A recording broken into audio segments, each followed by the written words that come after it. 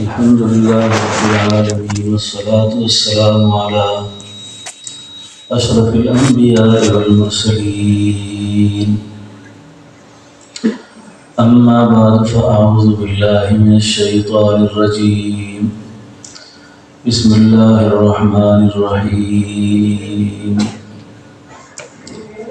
ألف لام ميم ذلك الكتاب لا ريب فيه هدى للمتقين وقال تعالى ما أصاب من مصيبة فبما كسبت أيدي الناس آمنت بالله صدق الله مولانا العظيم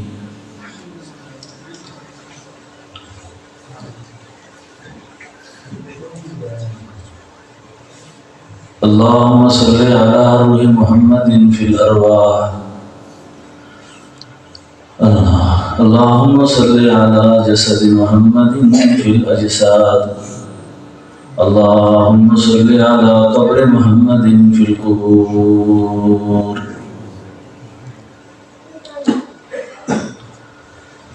مجلس کے شروع میں درود شریف پڑھنے سے مجلس پر رحمت متوجہ ہو جاتی ہے، غفلت ختم ہو جاتی ہے۔ درود شریف ایک ایسی عبادت ہے جو پڑھتے ہی قبول ہو جاتی ہے، اس لیے ہمیشہ اس بات کا خیال رکھا کریں کہ مجلس میں ایک بار اگر کوئی درود پڑھتا ہے تو 10 رحمتیں نازل ہوتی ہیں۔ حدیث شریف میں آتا ہے کہ سیدنا حضرت عبدالرحمن بن عوف رضی اللہ عنہ سے روایت کرتے ہیں کہ میں رسول اللہ صلی اللہ علیہ وسلم کے ساتھ ایک باغ میں چل رہا تھا تو اللہ کے حبیب صلی اللہ علیہ وسلم نے نماز کی نیت باندھ لی، اور آپ نے جب نماز کی نیت باندھی تو بہت طویل قیام کیا، پھر بہت طویل رکوع کیا، پھر سجدہ کیا۔ جب آپ نماز سے فارغ ہو گئے تو میں نے عرض کیا اللہ کے حبیب آپ نے آج تم بھی نماز پڑھی ہے، آج آپ کی نماز بڑی طویل تھی۔ فرمایا عبدالرحمن میرے پاس جبریل آئے تھے اور جبریل نے آ کر یہ بات کہی ہے کہ اللہ کے حبیب جو شخص آپ پر ایک بار درود پڑھ لے اللہ اس پر 10 رحمتیں نازل کرے، 10 گناہ اس کے معاف کرتے ہیں اور 10 درجے اس کو بلند کر دیتے ہیں۔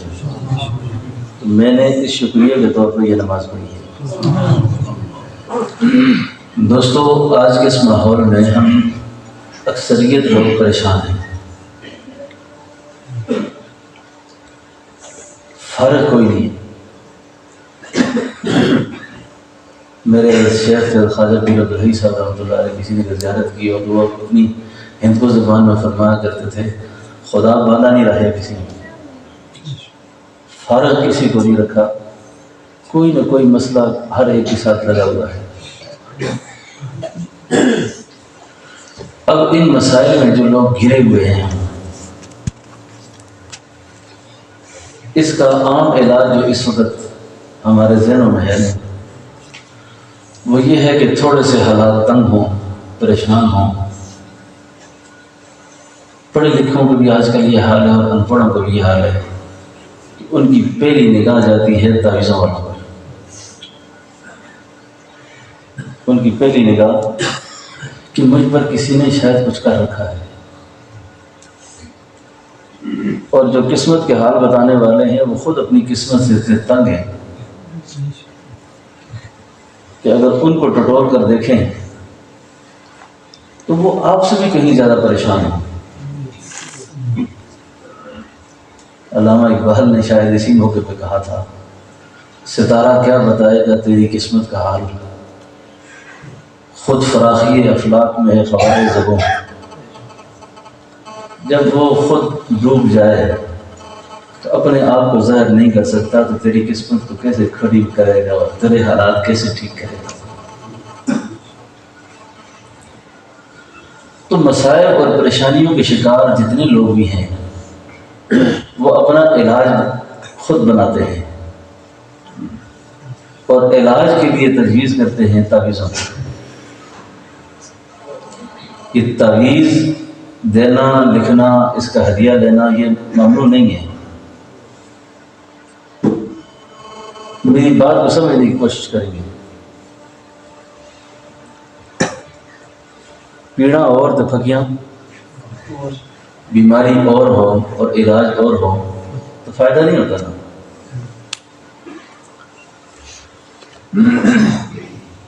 اب مصیبت کا تعلق ہے ایمان کے ساتھ، عذاب کا تعلق ہے نافرمانی اور کفر کے ساتھ۔ اب میرے حالات، میری پریشانی یہ کیوں آئی ہے مجھ پر؟ اگر یہ آزمائش کی شکل سے ہے تو آزمائش میں کسی مسلمان کے لیے اس بات کی گنجائش نہیں ہے کہ وہ یہ اللہ سے دعا کرے کہ اللہ مجھ پر آزمائش نہ آئے۔ یہ تو ایمان ہے۔ تو کیا کرے پھر؟ آزمائش مانگے؟ نہیں، بلکہ یوں اللہ سے دعا کرے کہ اے اللہ مجھ پر ایسی آزمائش آئے جو مجھ پہ گزر جائے اور مجھے پتہ ہی نہیں چلے۔ ایسے ہوتا ہے نا۔ تو آزمائشوں سے نکلنے کے لیے، پریشانیوں سے نکلنے کے لیے اس سے مجرد عمل اور کوئی نہیں ہے کہ آدمی تنہائی میں بیٹھ کر اللہ کے نبی پر درود پڑھے، درود شریف پڑھے۔ اور درود شریف پڑھنے کا کون سا درود پڑھے، کس طریقے سے پڑھے؟ تو سب سے افضل اور اعلیٰ درود تو وہ ہوتے ہیں جو اللہم سے شروع ہوتے ہیں اور انکا حمید مجید پہ ختم ہوتے ہیں۔ اللہم بھی اسم اعظم ہے اور حمید مجید بھی اسم اعظم ہے۔ یہ دو اسم اعظموں کے درمیان جو دعا ہوتی ہے اللہ اس کو رد نہیں کرنا۔ اب آزمائش کی علامت کیا ہے؟ آزمائشوں کی علامت کیا ہے کہ یہ میرے حالات کا تعلق آزمائش سے ہے۔ آزمائش کی علامت یہ ہے کہ انسان کی زبان پر گلہ نہیں ہوتا، زبان پر گلہ نہیں ہوگا، شکوہ نہیں ہوگا۔ ورنہ پوچھو کیا حال ہے تمہارا، آگے سے کہیں گے چھوڑو جی میرا کیا حال ہے،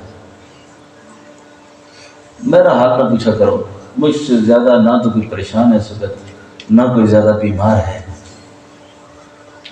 اگر شکوہ زبان پر آ رہا ہے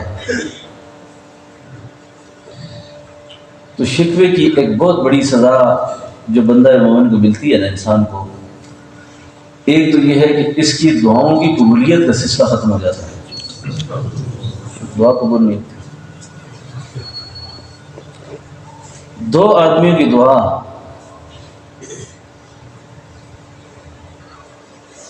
قبول ہونے میں بڑی مشکلات پیش آتی ہیں اس کو۔ ایک جس کی تنہائی پاک نہ ہو، جس کی تنہائی ٹھیک نہ ہو، تنہائی میں یہ موبائل میں گند دیکھتا ہے، فحاشی بکتا ہے، گندے کاموں میں مصروف ہوتا ہے اور یہ خیال کرتا ہے کہ کس نے دیکھا ہے مجھے، کون دیکھتا ہے مجھے۔ حدیث قدسی ہے، اللہ فرماتے ہیں جب ابن آدم یہ ادا اپناتا ہے نا کہ مجھے دیکھنے والا کوئی نہیں ہے، اور پھر وہ گناہ پر جرأت کرتا ہے، تو اللہ تعالیٰ فرشتوں سے کہتے ہیں میرے فرشتوں، اس انسان نے سب سے زیادہ حقیر مجھے سمجھا ہے، اس کی نظر میں میری کوئی حقیقت نہیں تھی کہ میں اللہ بھی اس کو دیکھ رہا ہوں۔ کئی اللہ والوں سے، پیروں سے، بزرگوں سے آ کے لوگ پوچھتے تھے نا کہ حضرت میرا مقام کیا ہے، وہ تو لوگ پتہ نہیں کس شان کے لوگ تھے جو پوچھتے تھے۔ آپ میں سے بھی کسی کو اگر کوئی تھوڑی بہت بزرگی کا خیال پیدا ہو جائے نا کہ میں نیک ہوں، تو کسی سے پوچھنے کی ضرورت نہیں ہے، اپنی تنہائی دیکھا کریں۔ ہمارے دادا مرشد تھے، پیر تھے، شیخ التفسیر والحدیث حضرت عبداللہ دہلوی رحمۃ اللہ علیہ، فرمایا کرتے تھے تو کس کا ہے؟ فرمایا تنہائی میں تو جس کا ہے، تو کس کا ہے؟ تنہائی میں تو جس کا ہے. نہ زیادہ پوچھ، اپنی تنہائی دیکھ. یہ دل کا تھرمامیٹر تیری ساری اوقات کو تیرے سامنے کھول دے گا کہ تو کیا ہے.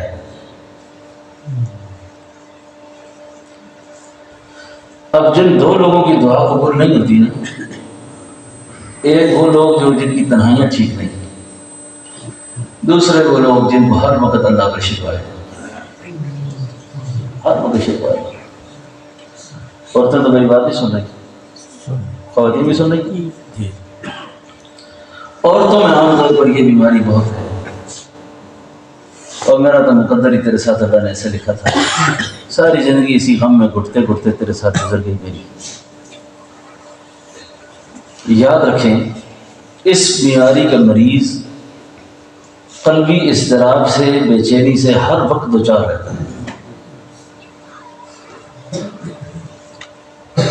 قرآن کریم میں سورہ حدید میں اللہ فرماتے ہیں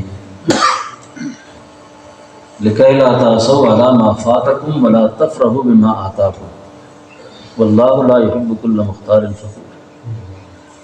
یہ شیخیاں مارنا، اترانا اور کسی چیز پر اتنا زیادہ افسوس کرنا، کئی دفعہ غیر اختیاری چیزوں پر ہمارا اس قدر افسوس ہوتا ہے.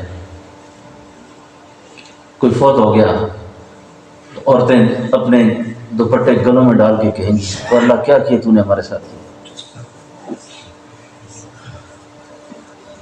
اور کئی سارے ناسمجھوں کو اگر کوئی عزت شہرت مل گئی، وہ اس کو اپنا کمال سمجھنے لگ جاتے ہیں، اپنی خوبی سمجھنے لگ جاتے ہیں.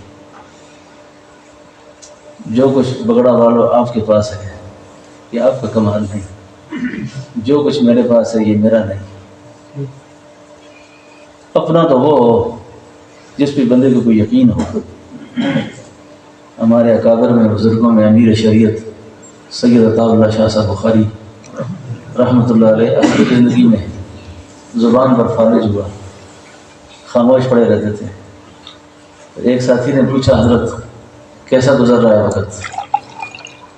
شاہ جی تو خطیب بھی تھے، ادیب بھی تھے، اور بلند روحانیت کے مالک بھی تھے. فرمایا اللہ نے زبان بند کر کے پیغام دیا ہے، پہلے بھی تو نہیں بولتا تھا، میں بلواتا تھا. پہلے بھی تیرے پاس کوئی چیز نہیں تھی، یہ سب کچھ میرا تھا. تو غیر اختیاری چیزیں جس پہ ہمارا کچھ نہیں ہے تو اس پر واویلا کرنا، اور جو چیزیں مل جائیں اس پر اترانا، یہ حد سے زیادہ جاہل اور احمق کی علامت ہے. اب آزمائشیں ہیں، پریشانیاں ہیں، حالات ہیں. اب یہ اگر آ گئی ہیں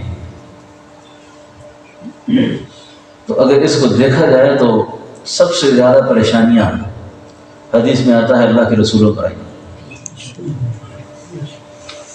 سب سے زیادہ پریشانیاں اللہ کے رسولوں پر آئی ہیں. پھر درجہ بدرجہ جس کا اللہ نے جتنا ایمان بنایا اس قدر اس پر آزمائش ہے. اب آزمائش سے نکلنے کے راستے بھی اللہ نے بتائے. دیکھو انبیاء کے واقعات اللہ نے قرآن میں کیوں بیان کیے ہیں؟ گزشتہ نبیوں کے علماء موجود ہیں، گزشتہ انبیاء کے واقعات کیوں بیان ہوئے ہیں؟ یہ ختم قرآن کا جلسہ جتنی گفتگو ہو گئی ہے، یہ عظمت قرآن ہے، یہ فضائل قرآن ہے، یہ ساری چیزیں ہم سن سن کے یہ قرآن کیا مضمون بیان کرتا ہے. اور قرآن جب گزشتہ انبیاء کا ذکر کرتا ہے تو کیوں کرتا ہے؟ کبھی غور کیا آپ نے اس میں؟ یوسف علیہ السلام کو کیوں لایا، ایوب علیہ السلام کو، یعقوب علیہ السلام کو، یونس علیہ السلام کو؟ یہ اتنے جلیل القدر پیغمبر ان کا ذکر ہوا، یہ کیوں ہوا؟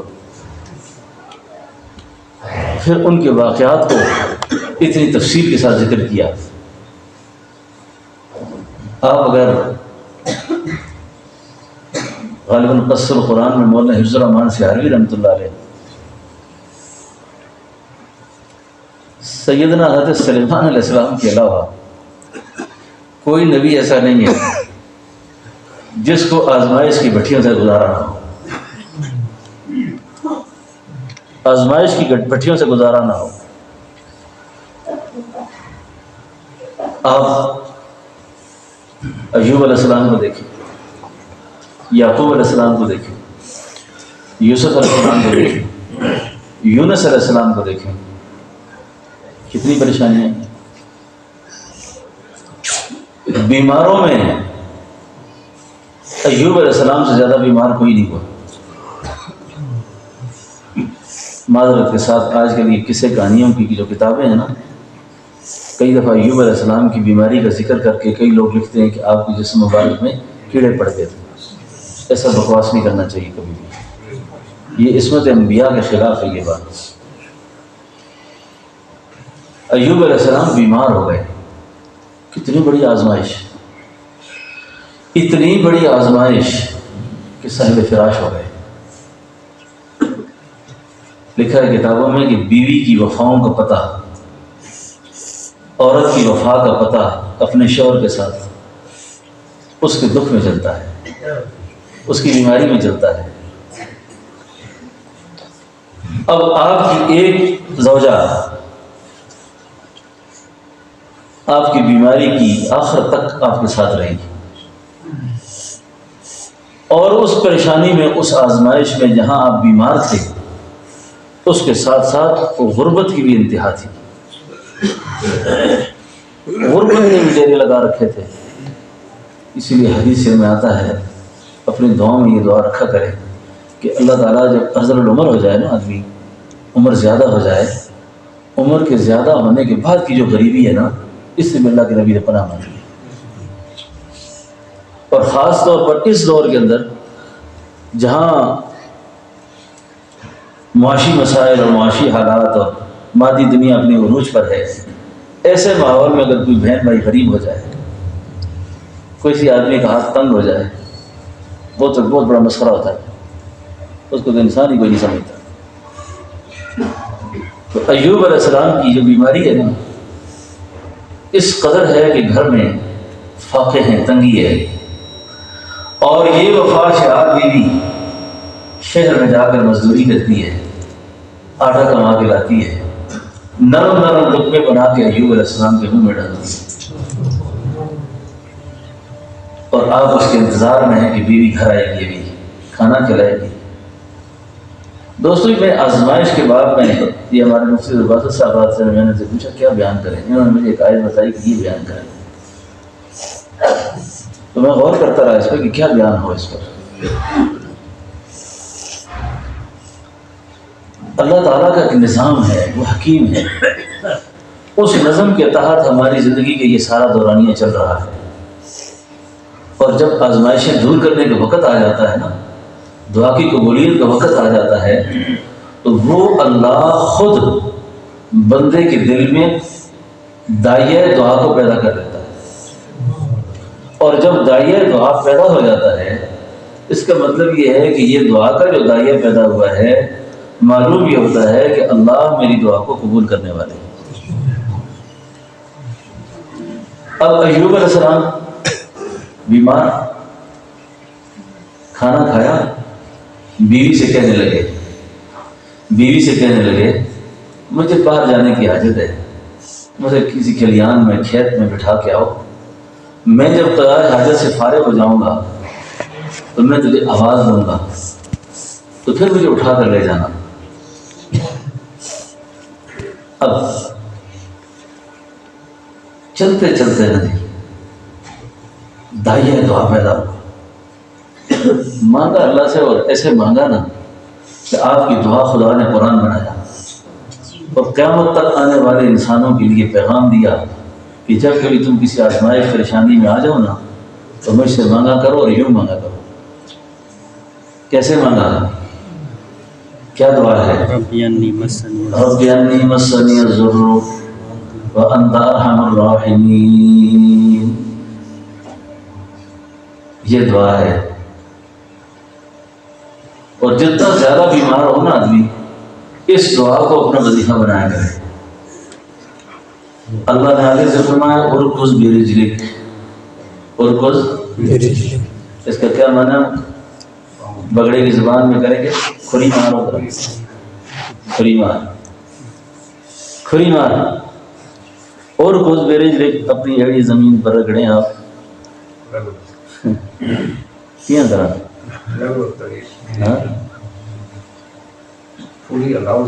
اچھا اللہ ارکض برجلک۔ ایوب علیہ السلام بیمار، پریشان، آیا شفا کا وقت، شفا متوجہ ہو گئی۔ جب اللہ نے آپ کو اٹھایا نا تو اتنے صحت مند تھے، اتنے توانا تھے، اتنے مضبوط تھے کہ بیوی پہچان نہ سکی۔ چلتے ہوئے آ رہے نا تو بیوی ایوب علیہ السلام ہی سے پوچھتی ہے کہ آپ نے، میرا شوہر تھا ایوب اس طرف گیا تھا، اس کو نہیں دیکھا آپ نے؟ میرے شوہر ایوب کو نہیں دیکھا آپ نے؟ ایوب علیہ السلام کو خوشطبی کا دل ہوا، ایک خوشطبی آپ نے فرمائی، پھر اللہ نے منع کر دیا کہ میرا پیغمبر اس سے زیادہ خوشطبی نہ کرنا، یہ بیچاری پہلے سے ستائی ہوئی ہے، پہلے سے پریشان ہے۔ کیا خوشطبی کی؟ ایوب علیہ السلام پوچھتے ہیں اور وہ تیرا شوہر ایوب کس طرح کا تھا، کیسا تھا وہ؟ تو بیوی آگے سے کہتی ہے جوانی میں اس کے یہ گال بالکل تیری طرح تھے، جوانی میں یہ بات گال جو ہے یہ تیری طرح تھے بالکل۔ اور اسے کہو اللہ کی بندی میں ہی ایوب ہوں، میں ہی ایوب ہوں، میرا پیغام پہنچا دیا جا کے مکان سے لا مکان،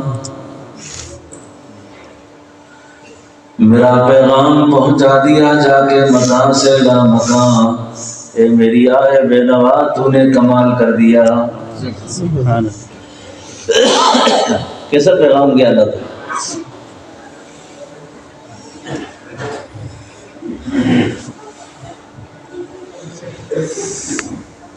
آزمائش کیسے ٹالی اللہ سے، کیسے دعا مانگی؟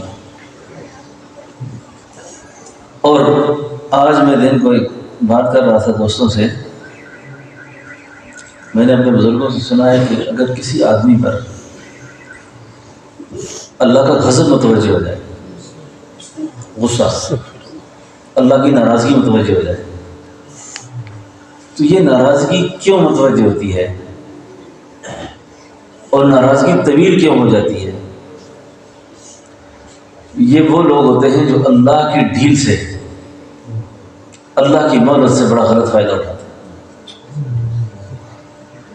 اور گناہوں پر ان کو جرأت پیدا ہو جاتی ہے، نافرمانیوں پر یہ جرأت کرتے ہیں،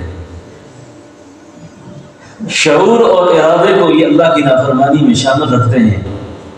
جب ان کا شعور اور ارادہ اللہ کی نافرمانی میں مکمل طور پہ شامل رہتا ہے، پھر ان پر پکڑ کی شکل آتی ہے نا، وہ اللہ کا غضب متوجہ ہو جاتا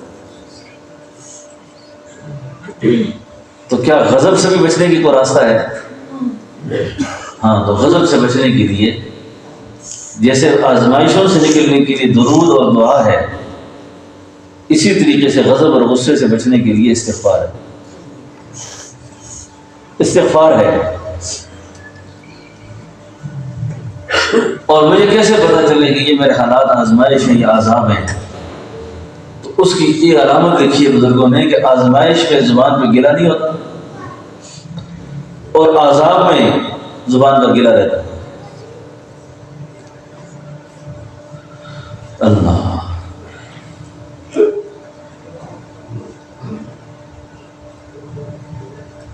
یونس علیہ السلام قوم سے ناراض ہو گئے تھے، اللہ کی منشا شامل نہیں تھی اس میں۔ جب آزمائش میں آئے نا، آزمائش میں آ کر انہوں نے جب اللہ سے فریاد کی نا، تو اللہ نے اس فریاد سے نکالا نا، اور ساتھ کیا فرمایا تھا؟ وَإِنَّ يُونُسَ لَمِنَ الْمُرْسَلِينَ إِذْ أَبَقَ إِلَى الْفُلْكِ الْمَشْحُونِ فَسَاهَمَ فَكَانَ مِنَ الْمُدْحَضِينَ لَلَبِثَ فِي بَطْنِهِ إِلَى يَوْمِ يُبْعَثُونَ۔ اگر آپ میری تسبیح نہ کرتے نا، وہاں پر آپ مجھے یاد نہ کرتے تو آپ قیامت تک مچھلی کے پیٹ میں رہتے۔ دوستو، یونس علیہ السلام سے زیادہ ہم میں سے کوئی پریشان ہے؟ جس کو قرآن خود کہتے ہیں وَظَنُّونِ إِذْ ذَهَبَ مُغَاضِبًا فَظَنَّ أَن لَّن نَّقْدِرَ عَلَيْهِ فَنَادَىٰ فِي الظُّلُمَاتِ۔ وہ کتنا بڑا اندھیرا ہوگا، کتنی بڑی پریشانی ہوگی وہ۔ تو ان پریشانیوں سے نکلنے کے لیے فرمایا یونس آپ نے جو وظیفہ کیا ہے نا، جو عمل کیا ہے، اگر آپ یہ نہ کرتے تو قیامت تک آپ یہی رہتے۔ لالا بسبیبت اللہ یوم یبعثون۔ تو ایسے آج کے جو حالات ہیں ہم سب کے، ان حالات سے نکلنے کے لیے قرآن کا سمجھنا ہے، قرآن کا فہم حاصل کرنا ہے، قرآن کا تدبر حاصل کرنا ہے۔ یہ نعرے تکبیر اللہ اکبر آئے گئی بات نہیں ہے، یہ بات کو سمجھنا ہے کہ مجھے اس قرآن نے کیا پیغام دیا ہے، اور میں نے قرآن پر کیا عمل کرنا ہے اور کیسے عمل کرنا ہے، اور میں نے اپنی زندگی کا رخ کیسے ٹھیک کرنا ہے۔ اتنی عمر میری گزرتی جا رہی ہے، روز عظمت قرآن کے جلسوں میں بول بول کے، تقریریں کر کر کے، سن سن کے، ابھی تک میرے اندر کوئی انسانیت کے حساب بھی پیدا ہوئے ہیں، میرے اندر کوئی خیر کی چیزیں بھی پیدا ہو رہی ہیں۔ تو قرآن یہ چیزیں ہمیں بتا رہا ہے کہ آپ ان حالات سے، ان آزمائشوں سے، پریشانیوں سے بچنے کے لیے قرآن کو پکڑ لیں، قرآن کو پکڑ لیں اور قرآن کا فہم حاصل کریں، قرآن کا اس پہ تدبر کریں، غور کریں اس پر۔ یقین جانے اتنی تفسیریں لکھی گئی ہیں قرآن کریم کی، ایک ایک آیت پر مفسرین نے کیا کچھ لکھا ہے، ہر ایک لکھنے کا انداز مختلف، الفاظ مختلف، اس کی تشریحات مختلف۔ اور قرآن ہے کہ جو اپنے تفسیر اور تشریح اور مطالب میں ایک سمندر کی طرح بہہ رہا ہے، اور ایک مسلمان ہے جو اس سے غافل ہو کے بیٹھا ہوا ہے۔ اب غور کریں نا، ہم سب کی نسبتیں قرآن مانگتی ہیں۔ اس پر جتنا مجمع بیٹھا ہوں میں دیکھ رہا ہوں، علماء، قراء، تمام ہم تلاوت قرآن سے محروم ہیں۔ اس وقت جو بہت زیادہ دیندار ہو جاتا ہے، 2-4 تسبیحیں پڑھ لیتا ہے، قرآن نہیں پڑھتا، قرآن کی تلاوت نہیں کرتا۔ پھر اگر کوئی تھوڑی بہت تلاوت کرتا ہے وہ تدبر نہیں کرتا، ورنہ قرآن پہ تدبر کرنے والے، قرآن کو سمجھنے والے، یقین جانے پریشان نہیں ہوتے اس طرح۔ آج ہم کینہ پرور ہم ہو گئے، بخیل ہم ہو گئے، بدگمانیاں ہم کرتے ہیں، جھوٹ ہم بولتے ہیں۔ کون سی خرابی ایسی ہے جو ہمارے اندر نہیں ہے؟ اگر قرآن کی حقیقت نصیب ہو تو ہم ایسا کریں۔ آپ تو اچھے لوگ نظر آ رہے ہیں، میری تقریر ابھی شاید میں ادھر ادھر ہونا شروع ہو جاؤں تھوڑا سا، کیونکہ یہاں علماء کی بڑی محنتیں ہیں، علماء نے بہت کام کیے ہیں۔ میں ابھی یہاں بگڑا آیا نا، تو مجھے یہاں پہنچ کر میرے ایک بزرگ چچا ہیں شیخ الحدیث مولانا نبی صاحب، ان سے میں نے کہا میں بگڑا میں ہوں، تو میں اس سے پہلے بگڑا کا نام تو پڑھ چکا تھا بریلوی قاری فیض الرحمان صاحب کی کتاب میں۔ اس میں اتفاق سے 3 ایسے بزرگوں کا ذکر میں نے پڑھا ہے جن کے 2 جانشین بھی یہاں موجود ہیں۔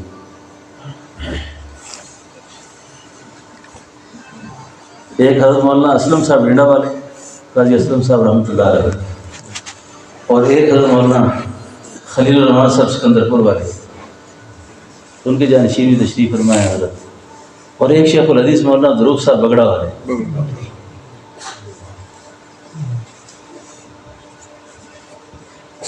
ان تینوں کا ذکر ہے نا حضرت۔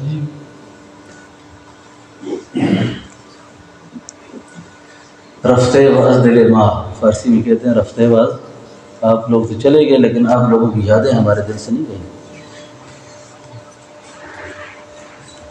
یہ وہ لوگ کہاں کہاں سے پڑھ کر آئے اور کیسے کیسے انہوں نے محنتیں کی. اور اگر میں اس موقع پر نا ان کے استاد حضرت علامہ انور شاہ صاحب کا ذکر نہ کروں، جن کے نام پر میرا خیال ہے یہ دارالعلوم انوریہ انہی کے نام پر ہے. تو دوستو یہ قرآن والے اور دین والے بڑے معزز ہوتے ہیں، بڑی عزتوں والے ہوتے ہیں، بڑی شان والے ہوتے ہیں. ان سے اپنا ربط اور جوڑ مضبوط رکھا کرو، جوڑ مضبوط رکھو. یہ قاری صاحب نے کس شان سے تلاوت کی، واہ دل ٹھنڈا کر دیا. بگڑا والوں آپ بڑے خوش نصیب لوگ ہو. میں قرآن کی عظمت پر اور قرآن کے حقائق پر بات کروں گا جو کر رہا ہوں. اس دوران میں ایک بات اور نہ بھول جاؤں. حضرت مولانا بدر عالم میرٹھی، ان کی قبر ہے جنت بقیع میں، مدفون ہے جنت بقیع میں.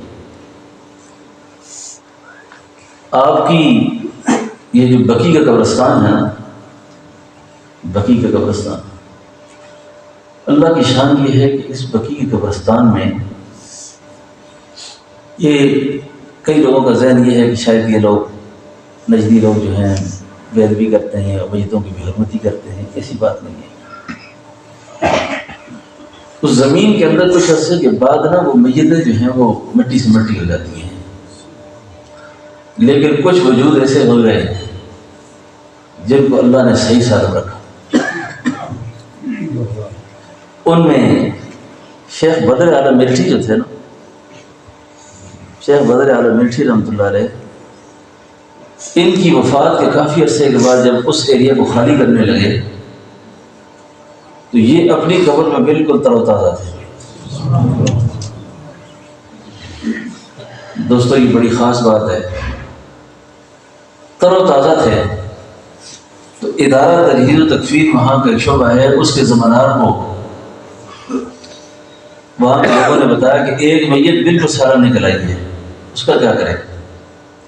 نے کہا کہ آپ ضابطے کے مطابق تو جگہ خالی کریں، ہم کو مردہ خانے میں لے آئیں، تو پھر انشاءاللہ اس کے بارے میں غور کرتا ہوں میں. وہ جب مردہ خانے میں آئے، انہوں نے شیخ بدر عالم کو دیکھا اور پہچان لیا. نے کہا یہ تو مدینہ کا محدث ہے بہت بڑا، میں تو ان کی خدمت میں پڑھتا رہا، بیٹھتا رہا.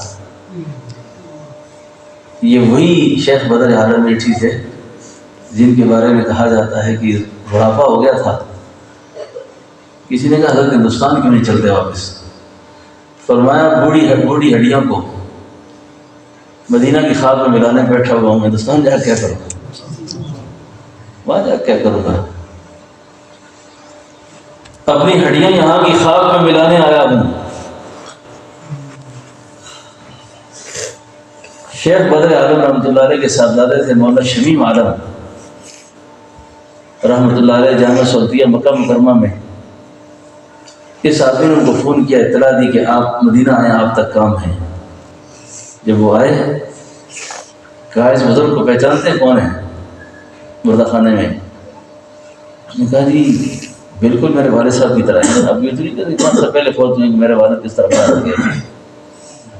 انہوں نے کہا یہ آپ کے والد ہی ہیں، آج ان کی دوبارہ تدفین ہونی ہے اور ان کی قبر پر ہم نے ایک نشان لگانا ہے اور وہ نمبر آپ کو بتانا ہے. قیامت تک اب اس قبر کو کوئی نہیں چھیڑے گا. تو آپ کو وہ بتانی ہے قبر. لیکن تدفین سے پہلے اس نے پوچھا، میں بھی حضرت کے حلقہ درس میں یہاں بیٹھا کرتا تھا، آپ کے ہزاروں لاکھوں مرید تھے، شاگرد تھے، عقیدت مند تھے، آپ ان کے بیٹے ہو، حضرت کا کوئی خاص عمل مجھے بتاؤ تاکہ میں بھی اپنی زندگی کو عمل کروں اس پہ. اور نے کہا سارے کمالات تو میرے والد کے آپ کو پتہ ہیں، لیکن ایک خوبی والد صاحب کی ایسی تھی کہ آپ کی ٹانگیں دبانے کے لیے جب کوئی حافظ قرآن آتا تھا اس سے پوچھتے تھے تو قرآن کا حافظ ہے؟ وہ کہتا حافظ ہوں. تو فرمایا کرتے میرے پاؤں کی تلیوں کے سامنے نہ بیٹھ، سینہ لے کر. آپ اگر لیٹے ہوتے تو فرماتے یہ تلیاں جو ہے نا میرے پاؤں کی، یہ تیرے سینے کی طرف نہ چلی جائیں، ایک طرف ہو جاتے. اور کہا کرتے یہ حافظ قرآن، اس کے سینے میں اللہ کی وحی محفوظ ہے، اللہ کی۔ تو دوستو یہ جو بچہ آج حافظ ہوا ہے، یا آپ کا مدرسہ جو قرآن حافظ تیار کر رہا ہے نا، آپ کو یہ بات پیش نظر ہونی چاہیے کہ یہ جو بچے قرآن کو حفظ کرتے ہیں، یہ یاد کرتے ہیں نا، یہ بارگاہ رسالت کی خیرات ملتی ہے ان کو، یہ بارگاہ رسالت کا حصہ لیتے ہیں یہ، کیونکہ قرآن اللہ نے جب اس کو نازل فرمایا نا، قرآن میں آتا ہے بل هو قرآن مجید فی لوح محفوظ، کہ جب اللہ نے اس کو نازل کرنے کا ارادہ فرمایا تو آدم علیہ السلام سے لے کر تا قائم قیامت تمام انسانوں کی دلوں کی تختیوں کو جانچا، پرکھا، ٹٹولا کہ کوئی تختی ایسی ہو جس پہ میں اس کتاب ہدایت کو اتاروں، فرمایا وہ سوائے آمنہ کے لال کے دل کی اور کوئی چیز نہیں ملی اللہ، وہ اللہ کے حبیب کے قلب مبارک تھا جس دل پہ اللہ نے اس قرآن کو نازل کیا۔ یہ جو لوگ قرآن کے حافظ بنتے ہیں نا، جن کو خدا قرآن دیتا ہے، یہ کوئی گپ شپ والے لوگ نہیں ہوتے، یہ تو اللہ کے پسندیدہ لوگ ہوتے ہیں، اللہ کا انتخاب ہوتا ہے، چنیدہ لوگ ہوتے ہیں اللہ کے۔ قرآن کیا پتا آپ کو، یہ تو اللہ نبی کی گفتگو ہے، 23 سال کا رابطہ آپس کا، وہ 23 سال کی گفتگو جو سینے میں منتقل ہوتی ہے نا، وہ سینہ بڑا معزز ہوتا ہے، بڑی شان والا ہوتا ہے، بڑے احترام کے لائق ہوتا ہے۔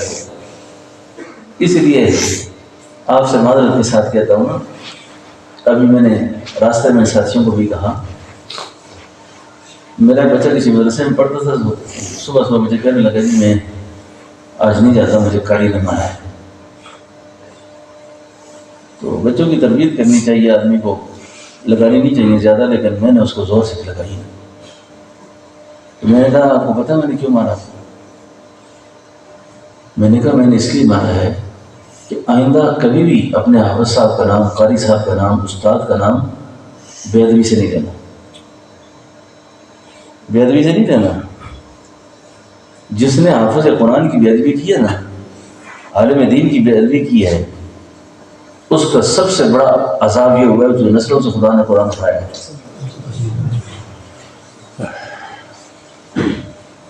ہمارے اس ہزارہ کی تاریخ کے ساتھ نا ایک بہت بڑی تاریخ وابستہ ہے۔ وہ کون سی تاریخ ہے؟ سید احمد شہید اور حضرت شاہ اسماعیل شہید کی تاریخ، جو سکھوں کے خلاف جہاد میں آئے تھے۔ دوستو ہمارے مانسرا کے آگے ایک علاقہ ہے نکی موری، اس کو حافظ آباد کہتے ہیں۔ پورے گاؤں کے اندر کوئی گھر ایسا نہیں جو حافظ قرآن نہ ہو، ساری حافظ ہیں۔ اور اس کے قریب ایک گاؤں ہے، کوئی گھر ایسا نہیں جس میں پڑھا لکھا بھی پاگل نہ ہو۔ پڑھے لکھے پاگل ہوتے ہیں نا، جج بھی بن گئے لیکن مگر جگہ پہ نہیں، ان کا دماغ ٹھیک نہیں ہوتا، وکیل بن گئے لیکن جگہ پہ نہیں ہے۔ کیوں؟ یہ جو نکی موری جس گاؤں کا نام ہے نا، یہاں سے سید بادشاہ گزرے تھے، شاہ اسماعیل شہید گزرے تھے، سید احمد شہید گزرے تھے، آپ کی مبارک جماعت گزری تھی، اور وہاں کی جو عورتیں تھیں نا، انہوں نے اپنی غریبی اور اپنی جیسے زمانے کے حالات تھے، اس کو مکئی کے دانے بھون کر، مکئی کی روٹیاں پکا کر راستے میں کھڑی تھی راستے میں کہ یہاں سے علماء کا اور مجاہدین کے قافلہ گزرے گا۔ تو آج وہ ہمارے گھروں کی کھانا کھا کے جائیں، ہمارے اکرام سے ان کو فائدہ پہنچے، سمجھو۔ اور ان دوسرے گاؤں کا ذکر میں نے کیا نا، ان لوگوں نے آپ سے بڑی غداری کی، سکھوں کو کہا کہ یہاں سے گزریں گے، اپنا کام کرنا ہو تو بے شک کرو۔ آج اللہ نے اس کی برکت سے پورے گاؤں کے اندر قرآن کی فضا ہے، لوگ قرآن کے حافظ بنے۔ آج بھی آپ بھی چاہیں، میں بھی چاہوں، اگر ہماری نسلیں قرآن کے حافظ بنانا چاہیں نا، آپ علماء کے عمل کو، علماء کی تقوی کو ناپنے کا اعلیٰ جائے میں نہ رکھا کریں۔ حفاظ کا بزرگی ناپنے کا اعلیٰ جائے میں نہ رکھا کریں کہ یہ نیک ہے کہ بد ہے، تقوی ہے یہ دل کا فعل ہے، توبہ ہے یہ دل کا فعل ہے، اس کا پیمانہ کسی کے پاس نہیں ہے۔ کس شخص کا باطنی تعلق اللہ سے کتنا ہے یہ کھلی آنکھوں کے ساتھ نہیں محسوس کریں گے ہم. جب مریں گے پھر سارے راز کھلیں گے. اس لیے اگر کوئی حافظ قرآن دین کا عالم اس کے سامنے بچ جایا کرو. اور اس کا ایک اور فائدہ حضرت محمد فیض الرحمان صاحب حضرت یہ دعوے کی بات میں نہیں کر رہا, واقعہ کے طور پہ بیان کرتا ہوں. میں اکثر سوچتا رہتا ہوں بڑے خوش نصیب لوگ ایسے ہوتے ہیں جن کا تعلق ہمارے ساتھ ہوتا ہے. وہ کیسے؟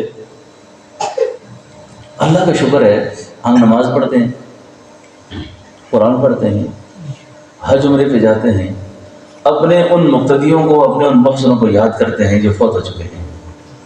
اور میں حرم میں بیٹھ کر سوچ رہا تھا کہ ایک دو آدمی ایسے ہیں جن کے لیے میں نے ان کی مغفرت کی اتنی دعائیں مانگی ہیں, اور ان کو میں جانتا ہوں کہ شاید ان کے بعد اولاد نے کبھی زندگی میں ان کے پیچھے ایک بار سورہ یاسین پڑھی ہو. ان کو کون کام آیا؟ بولو.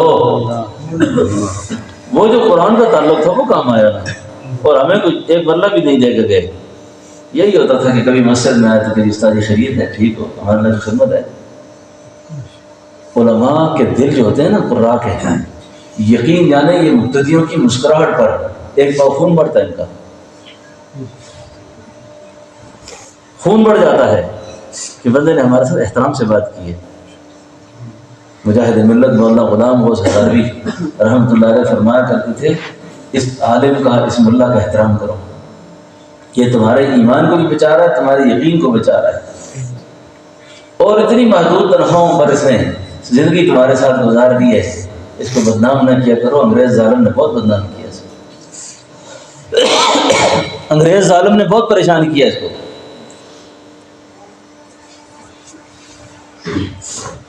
اور جو لوگ ایسا کریں گے اللہ ان کی نسلوں میں دیندار پیدا کریں گے. اور جن کی نگاہیں ٹھیک نہ رہی نا, آپ اگر پیچھے ہی پڑے رہے, پیچھے ہی پڑے رہے.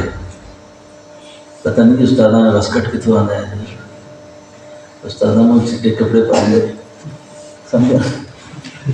ارے ایک قاری صاحب کو وسکٹاں کتوں آ گئی ہیں, یہ بحث ہوتی ہے نا, جگہ بیٹھ کر ایسی باتیں کرنا. ایک لطیفہ بھی آپ کو سناؤں تو جا گیا ہے.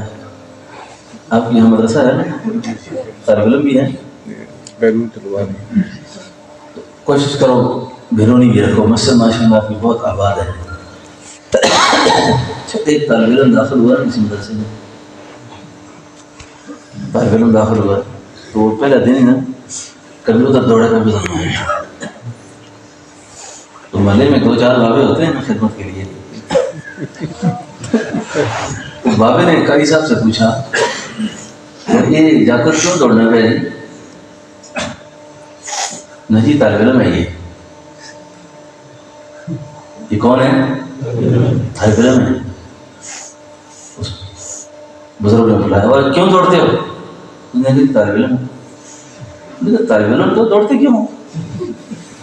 اس نے کہا جی مجھے پتا ہے تو 4 دن کے بعد آپ مجھے کہیں گے کہ یہ حافظ ہے نا مولوی, یہ ایسا نہیں روٹیاں کھا کے پھٹ گیا ہے, یہ پھٹا پیا ہے.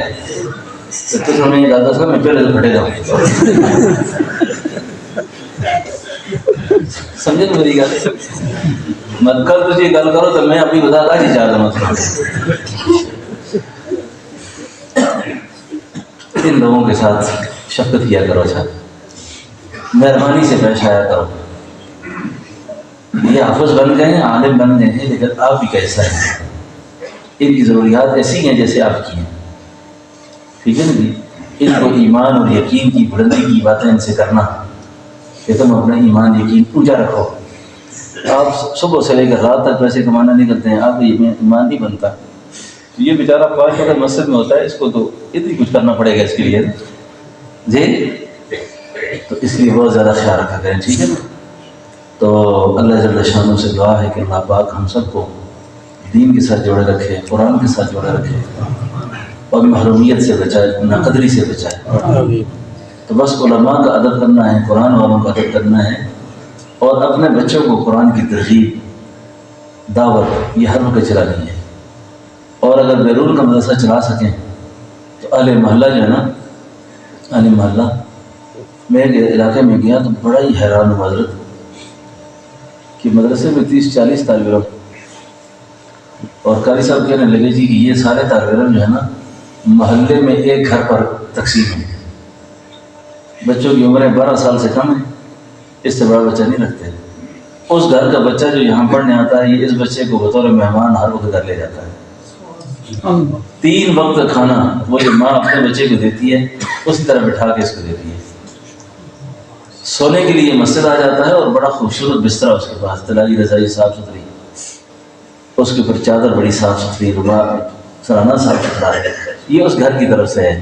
ہر جمعرات کو یہ چادر تبدیل ہوتی ہے شیٹ اس پر، اور یہ بچہ اس گھر سے کھانا کھا کے آتا ہے 3 وقت۔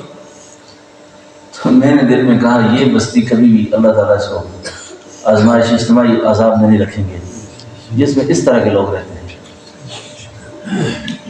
مدرسہ چلانا کوئی مشکل کام نہیں ہے، جب مسلمان معامل بن جاتے ہیں نا علم اللہ تو کام بڑے اچھے طریقے سے چلتے ہیں۔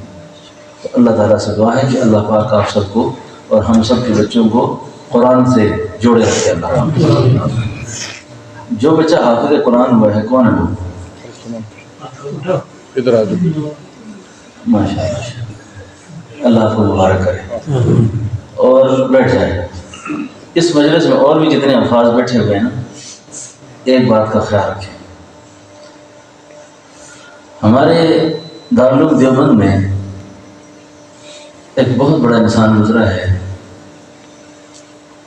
حجت الاسلام حضرت نانوتوی رحمۃ اللہ علیہ، ان کے صاحبزادے تھے حضرت حافظ محمد احمد صاحب رحمۃ اللہ علیہ، ان کے صاحبزادے تھے حضرت قاری محمد طیب صاحب رحمۃ اللہ علیہ، ان کے صاحبزادے تھے حضرت مولانا سالم قاسمی صاحب رحمۃ اللہ علیہ، اور ان کے صاحبزادے ہیں مولانا سفیان قاسمی جو ابھی تک لڑی چل رہی ہے۔ یہ جو حافظ احمد صاحب تھے یہ فرماتے ہیں کہ جس دن میرا حفظ قرآن مکمل ہوا تو میرے والد صاحب نے میرے حفظ قرآن پر ایک جشن منایا تھا، اسی لیے حافظ الحدیث درخواستی فرمایا کرتے تھے بیٹے کے حفظ قرآن پر اتنا خرچ کرو جتنا بیٹے کے ولیمے پہ کرتے ہو، اگر ولیمے جتنا نہ کر سکو کم از کم آدھا تو کرو، اتنی خوشی کرو۔ تو والد صاحب نے بڑا اجتماع رکھا، بڑے بڑے اکابر کو بلایا۔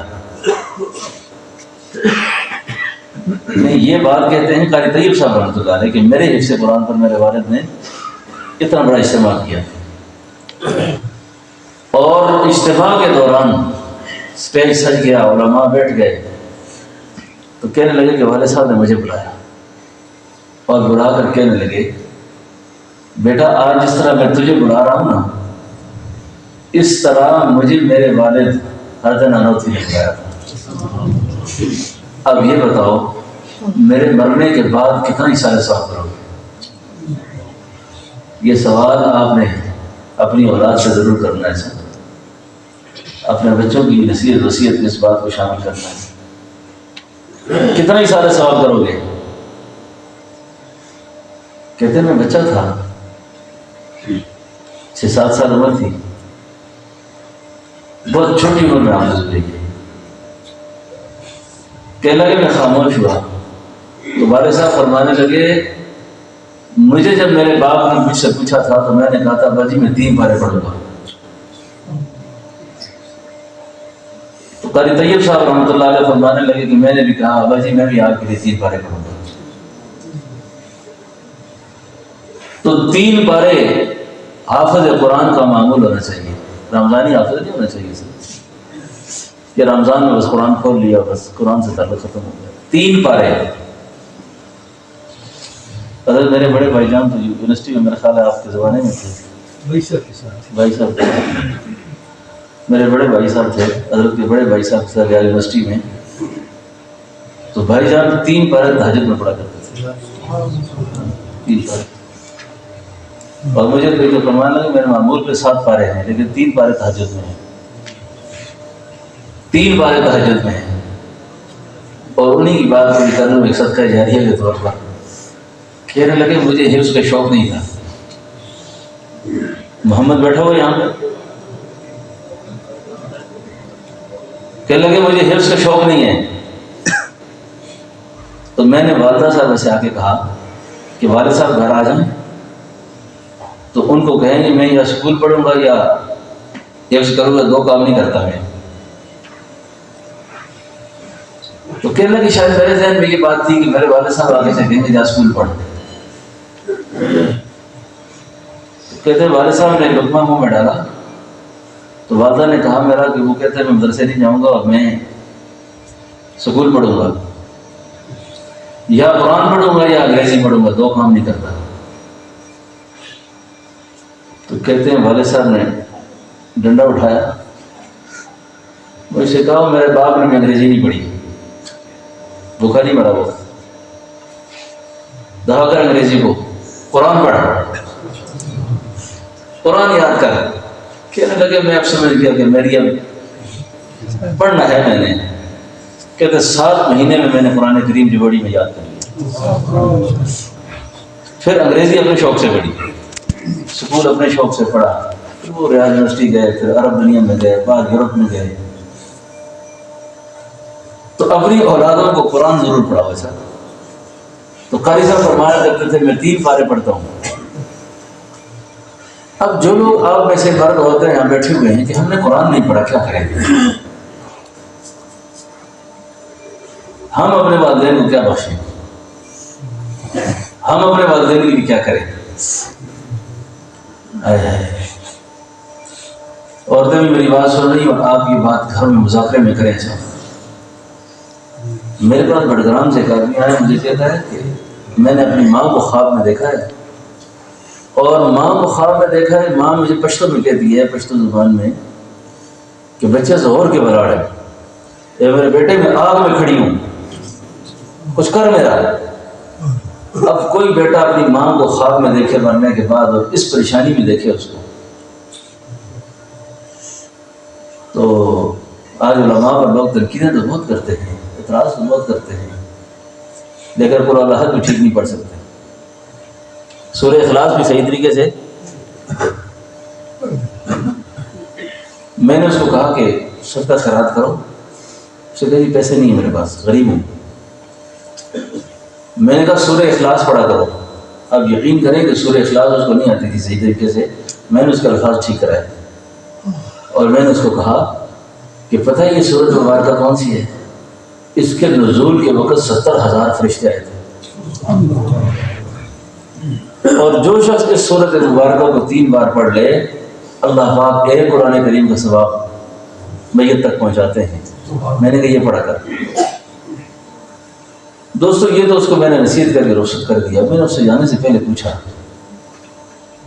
یہ میرا بھی مسئلہ ہے، آپ کا بھی ہے، سب کا ہے، یہ اصلاح کرنی ہے اس پر. میں نے کہا یار بات سنو، تمہاری بھی ماں تھی،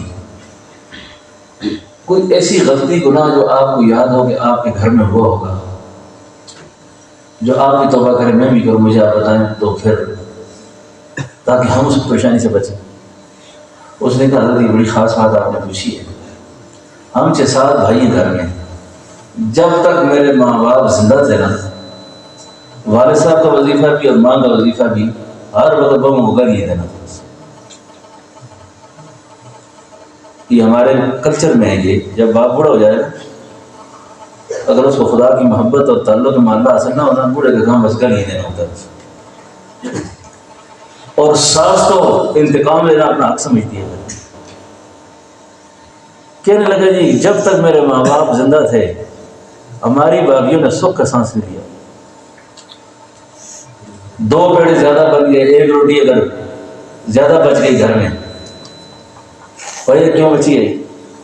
اس پر گالیاں اور اس پر بکواسیں شروع ہو جاتی ہیں.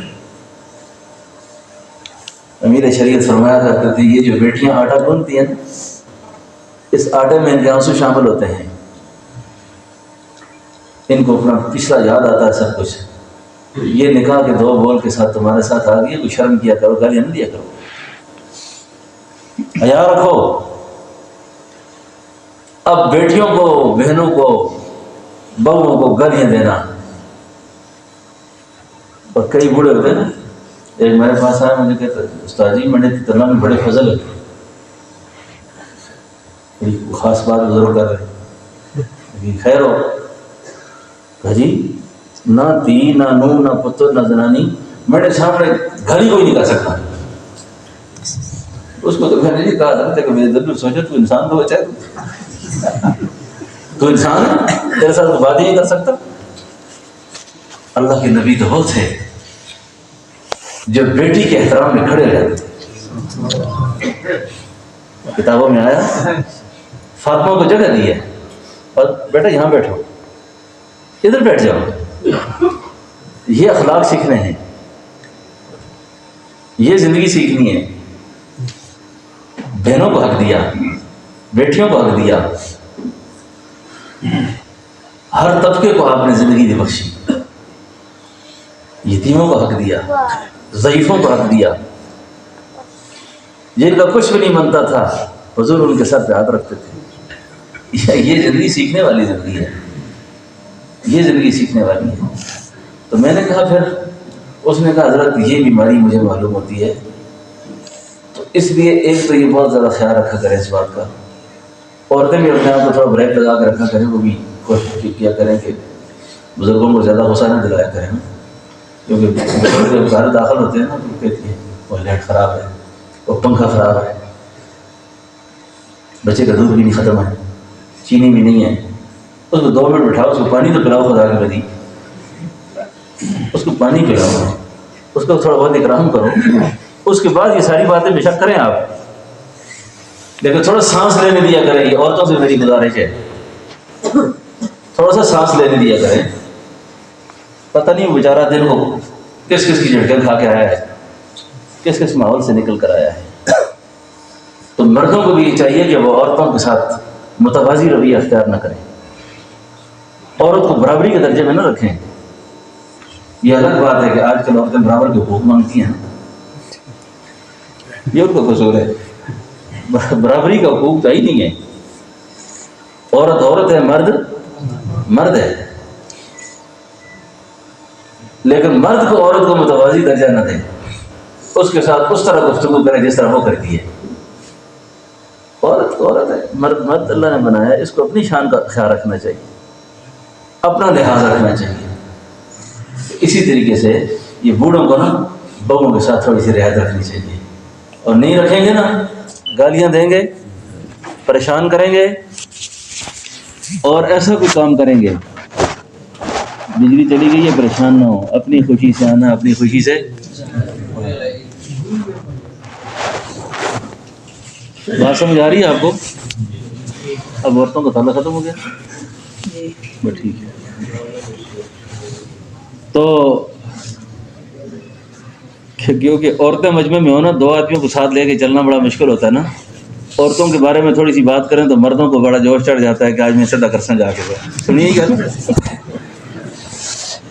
ہمارے علاقے میں مولوی صاحب ہے نا, تو اس کی بیوی میرے بیان میں آتی تھی, تو ایک دن مجھے کہتا جی میں تو سب پیر مان گیا حضرت, میں ہو کس طرح؟ اس ہے جی زنانی میری سیدھی ہوئی ہے, ہے جی سیدھی ہوئی ہے, کہ پوچھو ہی نہ, میں ہو کیا ہو گیا اس کو؟ کہتا جی آپ نے ویسے حق بیان کیے مردوں کے. عورتوں میں ایک دفعہ میں بیان کیا کوئٹہ میں, تو ایک عورت چلا کے پردے میں مجھے آ کے کہنے لگی حضرت آپ نے جو مردوں کے حقوق بیان کیے, میرا تو کچھ بھی نہیں بنتا, لیکن میں کیا کروں؟ آپ کہتے اتنا ادب کرو, اتنا ادب کرو, اللہ کے علاوہ کسی کو سجدہ جائز ہوتا تو عورت کو خاوند سجدہ کرتی, لیکن میرا خاوند ہر روز گالیاں بکتا ہے, اس میں انسانیت ہی نہیں ہے, اس کا میں کیا کروں؟ یہ معاشرے کا المیہ ہے. آپ میں کوئی پشتو بولنے والا بیٹھا ہوا ہے؟ حضرت آپ کی بےادبی نہ ہوتی, آپ کی بےادبی نہ ہو جائے. میرے پاس ایک پٹھانا ہے نا, پٹھانوں کے ساتھ ایک سوچی سمجھی سکیم کے تحت لطیفے بنتے ہیں. اچھا, یہ لطیفے ہوتے تھے سر سکھوں کے ساتھ, سرداروں کے ساتھ, لیکن کیونکہ طالبان پٹھان تھے نا, انہوں نے تگنی کا ناچ نچوایا نا, دنیا کے سارے کفر کو نا کیسے بگایا ہے. نسلوں کو وصیت کر کے جائیں گے کہ پٹھانوں کے ساتھ چھیڑ چھاڑ نہیں کرنی. ڈیر مشکل کار ہے, بہت مشکل کام ہے ان کے ساتھ, لیکن بعض پٹھان بیچارے ہوتے ہیں بڑی زبردست ہے.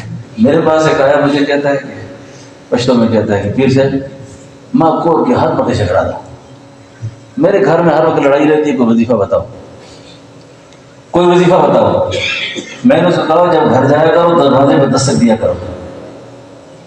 یہ کئی لوگ یہ کام نہیں کرتے،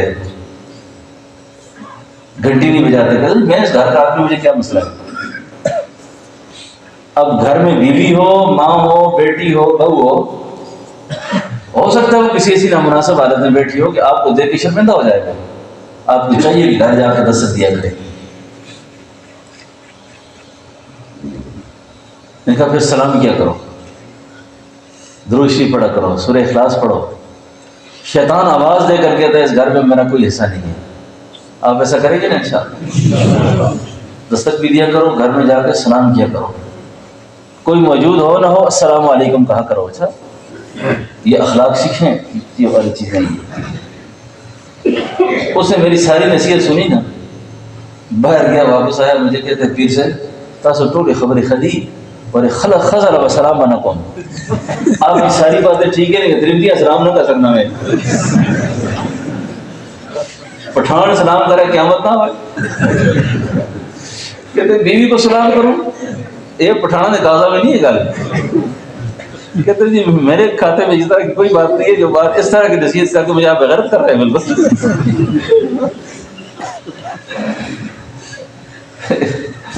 دیکھو کتنی نہ سمجھی کی بات ہے۔ کہتے بیوی کو سلام کر کے بغیرت نہ کرے مجھے، تو گھر میں جا کے نا السلام علیکم کیا کرو۔ سر ہمارے ڈاکٹر عبدالحی صاحب رحمۃ اللہ علیہ فرمایا کرتے تھے کہ صرف زاویہ نظر بدلو، وہ ساری چیزیں آپ کی اسلام بن جائیں گی، دین بن جائے گا سارا کچھ۔ مسجد سے کیسے نکلنا ہے، مسجد میں کیسے داخل ہونا ہے، گھر میں کیسے داخل ہونا ہے، گھر سے کیسے نکلنا ہے، نکلنا بھی ہے آپ نے، داخل بھی ہونا ہے، واش روم میں کیسے جانا ہے، بیت الخلاء سے نکلنا کیسے ہے، سونا کیسے ہے، یہ سارے کام وہ ہیں جو ہم نے کرنے ہیں۔ لیکن اس میں صرف آپ سنت کی نیت کر لیں، وہی سونا آپ کا سونا بن جائے گا، وہی آپ کا چلنا عبادت ہو جائے گا، وہی آپ کا کھانا عبادت ہو جائے گا، ساری چیزیں اللہ تعالیٰ عبادت میں شامل کر دیں گے۔ تو کریں گے نا انشاءاللہ؟ اللہ جل شانہ سے دعا ہے کہ اللہ پاک ہم سب کو عمل کی توفیق دے، کلمہ طیبہ، درود شریف، استغفار، اس کو اپنے معمول میں رکھا کریں۔ ربنا تقبل منا انک انت السمیع العلیم وتب علینا انک انت التواب الرحیم۔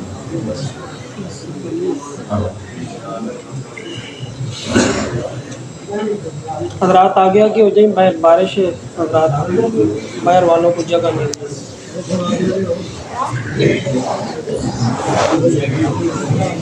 حافظ قرآن بچوں کی ابھی دستر بندی ہوگی، تو اس کے بعد دعا ہے، اس کے بعد تمام حضرات کے لیے کھانے کا بھی انتظام ہے۔ حافظ القم